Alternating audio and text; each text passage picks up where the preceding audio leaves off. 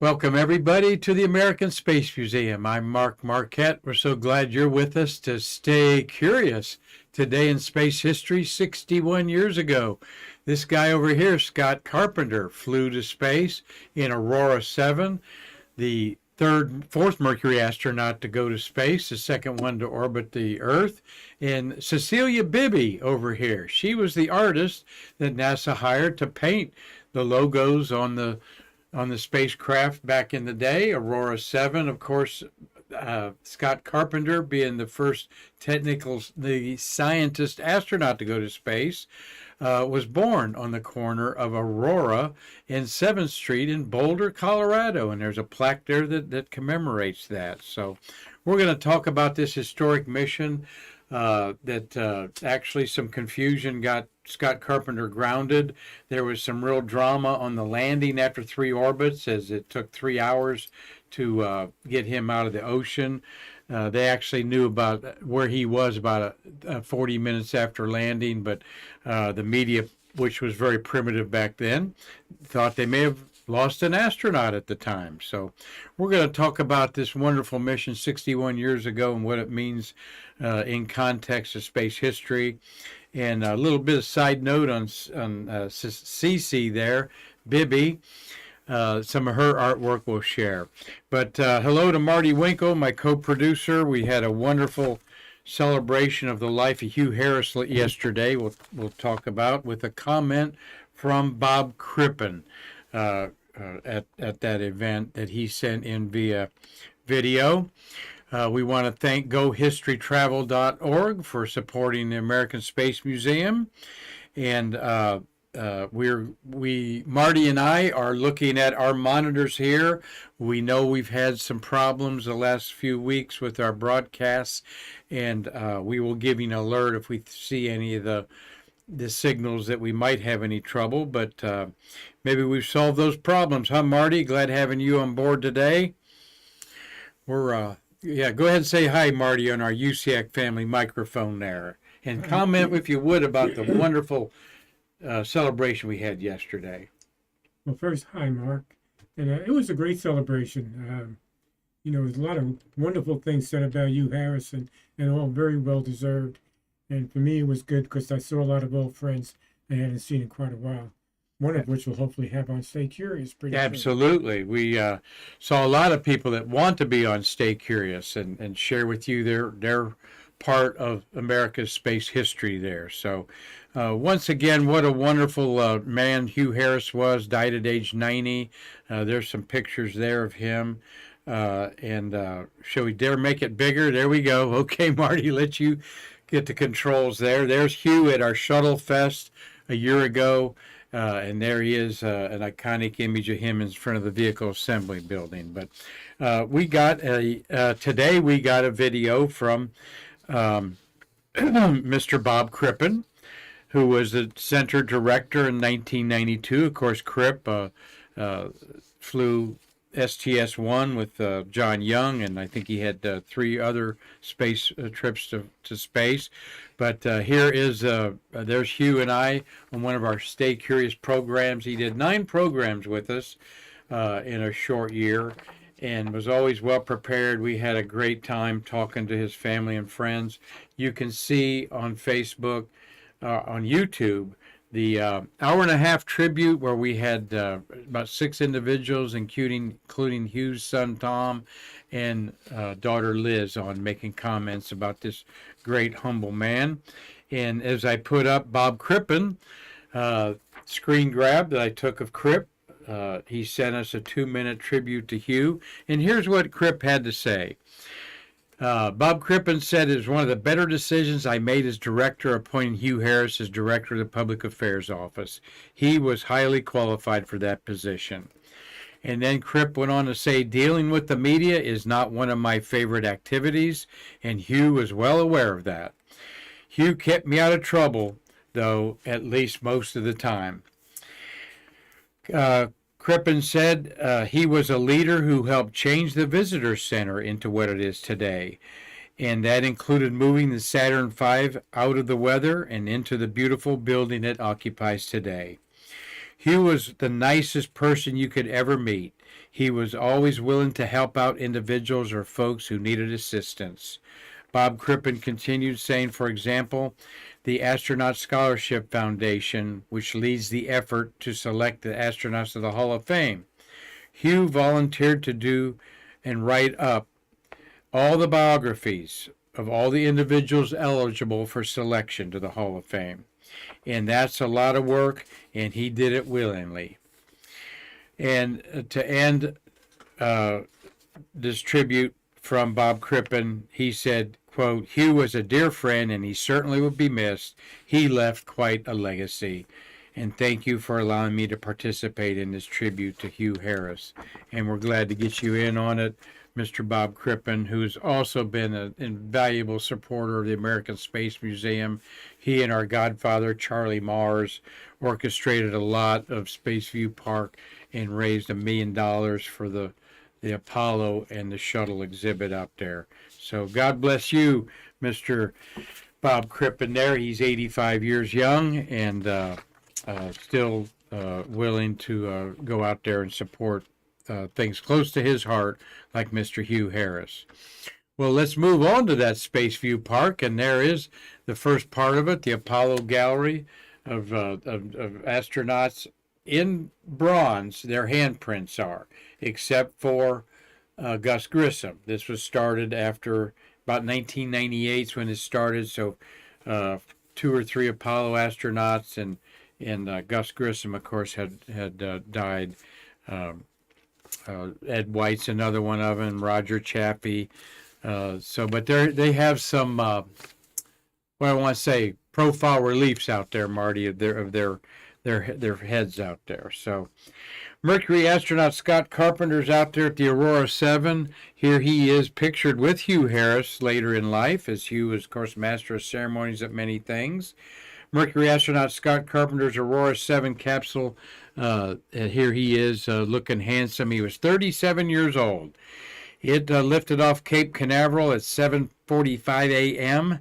May 24th on a mission that was to duplicate John Glenn's 3 orbits in February and add some science observations. So he was truly the first scientific astronaut. The 4th American in space. There's the launch of the rocket and his signature. And 2nd American to orbit Earth after John Glenn on February 20th, 1962.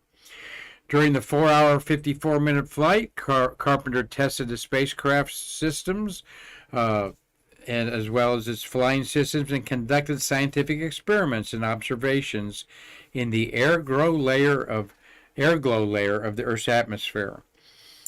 And he said this, the sunrises and sunsets were the most beautiful and spectacular events of the flight, he said. Unlike those on Earth, the sunrises and sunsets in orbit were the same, sharply defined bands of color as the horizon was brought up and revealed at sunrise and sunset, and they were brilliant. Well, during the mission, he was criticized for using too much fuel. And actually, the mission flight director, Chris Kraft, went from calling the mission a big success to disparaging the astronaut when Aurora 7 was, quote, lost for 3 hours after its landing and because of the expenditure of the fuel. Chris Kraft wrote in his book saying Carpenter ignored our request to check his instruments, and he swore that Scott Carpenter would never fly in space again, and he did not. In fact, he resigned from NASA knowing that Kraft was not on his side, and he became a pioneering aquanaut, all right? Indeed, spending 28 days living on the ocean's floor off the coast of California on Sea Lab 2 in 1965. But Carpenter wasn't the problem, they later found out. It was the malfunctioning Pitch Horizon scanner that malfunctioned, all right? And expired a lot of fuel. And we'll talk about that here in a minute on the fuel problem and the recovery efforts. Carpenter wasn't as lost as the American people were led to believe at the time. Also, side note, Carpenter was the flight communicator director for John Glenn's flight, and he uttered the famous words, "Godspeed, John Glenn," on the recording of Glenn's liftoff. So, but I show you this picture of an Atlas exploding on pad 36 after, this is April 9th, 1962, after John Glenn's flight, February 20th, and before Gordon Cooper's flight scheduled in May. Though Scott Carpenter didn't see this Atlas explode personally, he had to have heard about it. And so 45 days after this explosion, Scott Carpenter rode his 3 orbits to space. And here with that picture is rocket scientist Lee Solid, who's on our board of directors. Lee Solid, one of the more famous of the Apollo era rocket engineers. He worked for Rocketdyne and was responsible for all of the 30 engines on that Saturn V rockets that went to the moon, as well as some of the rockets on the Apollo space command module and lunar module. But talk to Lee about this. I took this picture of him a couple years ago. He's doing great in his mid-80s. Was here at the tribute yesterday for Hugh Harris. But and I reminded Lee of this with his son here. He said that the turbo pump in the middle engine rubbed against a fixture and the rocket exploded about a second after liftoff.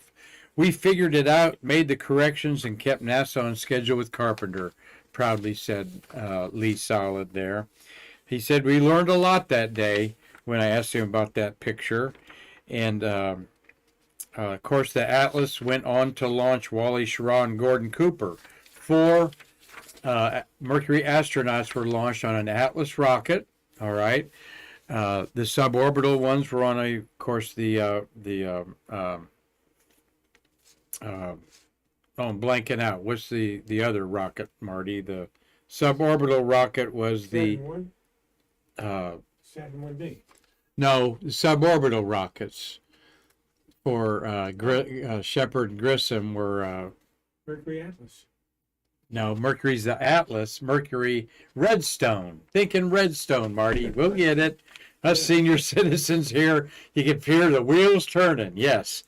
Boy, it's heck to get old. Redstone. Yeah. Well, we have a Cape Canaveral gallery that Lee is standing in here that we're quite proud of, that has some of the equipment used on pad 36 and 14. And Atlas V will send the Boeing crewed Starliner to space at the International Space Station. Hopefully, it's scheduled for July 21st this year. And commander is Butch Wilmer and Suni Williams, both experienced NASA astronauts, will take the maiden flight of the Boeing Starliner to the space station. And that is on an Atlas V rocket scheduled this fall. July 21st is when it's scheduled. So, well, let's give you another side note there. There's when Carpenter went out to greet his rocket. It was a perfect undelayed launch, no hiccups. It went as scheduled, which gave him a lot of confidence.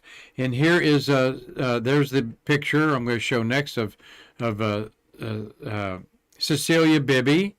All right, she died in 2010. So she's been gone a while, but she was an artist for different contractors, and she came up with this design. Now, during the days of the Mercury astronauts, Carpenter being one of the celebrated human beings on Earth, the 7 astronauts chosen to go to space, and Deke Slayton was quickly eliminated because of his heart murmur. So there were 6 of them that were going to be used. And they were all macho males. We'd call them alpha males today. Test pilots, daring, at the edge of life in the jets and planes. They were tricking all the time. And John Glenn was kind of known as the Boy Scout of the group. And Gus Grissom kept chiding Bibby, known as CC, would you write something kind of racy, do some kind of racy on John's spacecraft? He said, I want a nude woman on the spacecraft on that Boy Scout, is what Gus Grissom talked about. Well, what happened was in between the seats, and let's look at, I think I got a picture of Oh, here's what we're going to show you there in a second, what she did. Between the seats, between the legs of the astronauts in the Mercury spacecraft was a periscope. Now, that made sense in the day to have an optical instrument to look down at Earth between their legs, and they had to fight like heck to get a window in the Mercury spacecraft, but basically said, we ain't going if you don't put a window in it. But they had the periscope to look at Earth and the window to look at the horizon and outside and just get a sense of feeling not so much confined inside of space. And when they would practice and look through the periscope, there would be maybe a bullseye or some sort of pattern down there for them to focus on. And what Cece put there was this on John Glenn's and Scott Carpenter's. It's you and me, John, baby, against the world, and the friendship logo there of this sexy looking woman that does kind of look like BB. And so that was there, and then and we have these on display in our Mercury Gemini gallery, proudly displaying these as artifacts of the space age. Okay, Scott Carpenter's, when he looked through his periscope during training, was this image that said, "But Scott, sweetie, yellow bird again," and there is. Scott loved to play the guitar, and there was a song called Yellowbird, popularized by the Mills Brothers, that he kept singing, and obviously people were tired of hearing him sing Yellowbird, an allusion to this little sexy caricature that Cecilia Bibby put for the astronauts in the Mercury program there. But she painted their insignias on their spacecraft. All right, glad that you know all about that. There is Scott Carpenter inside of his Mercury spacecraft in training. Of course, it was very confined. They didn't move around. They didn't even unbuckle themselves, but they could feel the weightlessness in their inside of their bodies. But what I love of this picture, Marty, is on his breastplate is a concave mirror that I've never seen that even offered as an artifact. There's so few of them out there. And as the Mercury astronauts were in the spacecraft, over in the corner was a 16 millimeter film clicking off like one frame a second, so that if anything happened and they could retrieve that, they would see on the reflected mirror what the panel toggle switches were in front of the astronaut there. So it was a way for them to understand what the spacecraft was configured in. If it was accurate, if there was a short circuit on a switch, given a misreading, so forth. So, Scott Carpenter says that when I reached orbit, the first thing that impressed me was the silence. And he wrote that in Life magazine, June 8th, 1962. The Mercury astronauts had a contract, as did the Gemini astronauts, with Life magazine to tell their story to only them. Life magazine, some of you people under 40 may not remember, was an oversized photojournalism paper magazine, glossy. Look magazine was the other oversized photojournalism magazine. You had your Newsweek and Time magazines out, and U.S. News and World Report, and that was about how you knew about anything, was those magazines right there, in depth anyway. Carpenter described the combination of weightlessness and the view of Mother Earth as an addictive combination of the senses. And he said, conquering fear is one of life's greatest pleasures, and it can be done in a lot of different places. His first pleasure on reaching outer space was discovering the silence, he said. The second was the weightlessness sensations common to explorers of the sea. And then he felt that in outer space. Carpenter missed his landing by 288 miles. The reason for that was a device that I need to look up to make sure I say it right. Pitch Horizon Scanner malfunction. During his reentry, that caused a fuel problem, necessitating Carpenter to take manual control. Quite an accomplishment in itself, was he manually re-entered, and that is why he was off by almost 300 miles. It wasn't his fault. It was because of this Pitch Horizon Scanner. And when he was vindicated, of having a great mission, still Chris Kraft would not put him back on a mission. But he was 288 miles from the aircraft carrier. NASA had lost contact with him, and CBS News anchor told the nation, "We may have lost an astronaut." That was some amazing words for 9-year-old me to hear.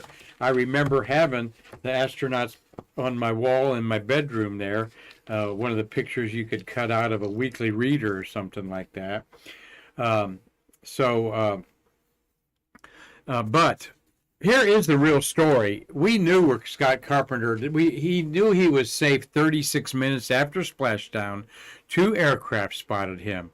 A Neptune from Patrol Squadron 18 was flying out of Naval Station and was the first to sight Carpenter's position. He was followed by a Piper Apache, which circled and photographed him, so he knew he was going to be okay.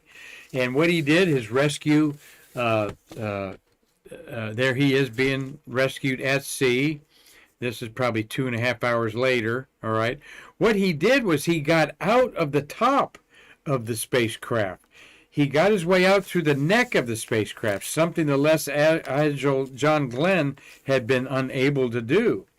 He inflated his life raft, climbed into it, and activated the green dye around him that activated to show where the spacecraft was. So he knew he was safe, but here for 2 hours, the news people were announcing that we had no clue where he was.